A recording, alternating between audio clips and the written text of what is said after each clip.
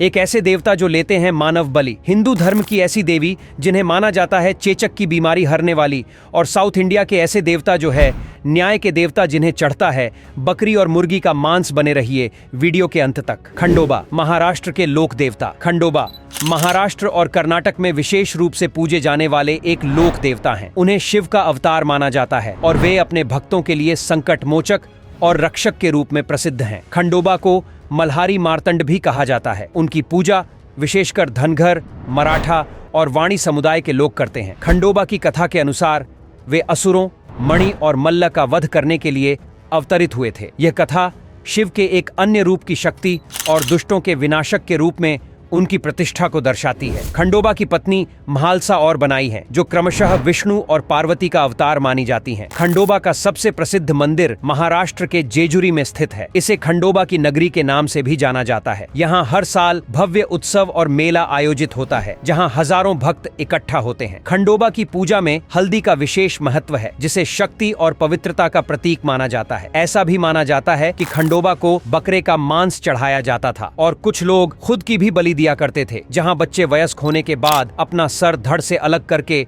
खंडोबा को चढ़ाते थे, लेकिन समय के साथ यह बलि बंद कर दी गई और अब लोग मंदिर के बाहर अपने आप को कोड़े मारते हैं और तकलीफ देते हैं और खंडोबा को प्रसन्न करने की कोशिश करते हैं। कुछ मुस्लिम समुदाय के लोग भी खंडोबा के मल्लुका पठान रूप की पूजा करते हैं और उन्हें देवता के रूप में सम्मान देते हैं। मरियम्मन, दक्षिण भारत की ग्राम्य देवी। मरियम्मन दक्षिण भारत, विशेषकर तमिलनाडु, कर्नाटक और आंध्र प्रदेश में पूजी जाने वाली देवी हैं। वे रोगों से मुक्ति और स्वास्थ्य की देवी मानी जाती हैं। मरियम्मन को विशेष रूप से चेचक और बुखार जैसी बीमारियों से राहत के लिए पूजनीय माना गया है। मरियम्मन की पूजा ग्राम्य देवी की पूजा के रूप में की जाती है, जो स्थानीय समुदायों की रक्षा करती है। तमिल संस्कृति में उन्हें अम्मन या मां के रूप में संबोधित किया जाता है, जो उनकी मातृ शक्ति को दर्शाता है। मरियम्मन की पूजा में विशिष्ट रीति रिवाज होते हैं। उनके मंदिरों में भक्त नीम के पत्तों का उपयोग करते हैं, जो शुद्धिकरण और उपचार का प्रतीक माने जाते हैं। त्योहारों के दौरान भक्त देवी को प्रसन्न करने के लिए